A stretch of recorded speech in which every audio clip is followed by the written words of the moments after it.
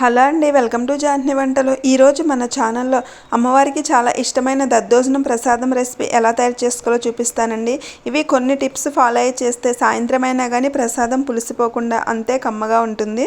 దానికోసం ముందుగా రైస్ని ఉడికించి పక్కన పెట్టుకోవాలి. ఇలా ఉడికించిన రైస్లో టేస్ట్కి సరిపడా ఉప్పు వేసుకుని ఏదైనా గ్లాస్ కానీ గరిటె కానీ తీసుకుని ఇలా కొంచెం మెత్తగా మెదుపుకుని పక్కన పెట్టుకోవాలి.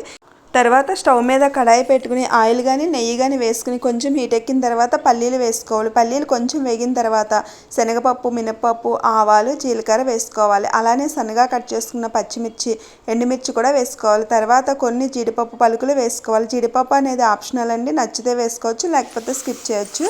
తర్వాత కొంచెం కరివేపాకు వేసుకుని స్టవ్ ఆఫ్ చేసుకోవాలి. స్టవ్ ఆఫ్ చేసుకున్న తర్వాత ఒక చిటికెడు ఇంగువ వేసుకుని మిక్స్ చేసుకుని పోపును పక్కన పెట్టుకోవాలి. ఇప్పుడు ఉడికించి మెదుపుకున్న అన్నంలోకి చిక్కగా తోడుపెట్టుకున్న పెరుగు వేసుకోవాలి.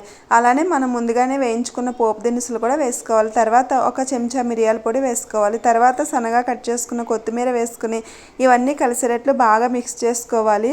పెరుగు బాగా చిక్కగా ఉంటే దద్దోజనం చాలా బాగుంటుందండి. ఇలా మొత్తం మిక్స్ చేసుకున్న తర్వాత మీగడతో ఉన్న పాలు ఒక 50 ml వరకు వేసుకోవాలి. ఈ పాలు వేసుకోవడం వల్ల దద్దోజనం మీకు సాయంత్రం వరకు ఉన్నా కానీ పులుపు రాకుండా అంతే కమ్మగా ఉంటుంది. ప్రసాదం రెసిపీ కనుక నచ్చితే అందరూ తప్పకుండా ట్రై చేయండి. ఇలాంటి మరిన్ని వీడియోస్ కోసం తప్పకుండా మన జాహ్నవి వంటల ఛానల్ని సబ్స్క్రైబ్ చేయండి. And thanks for watching.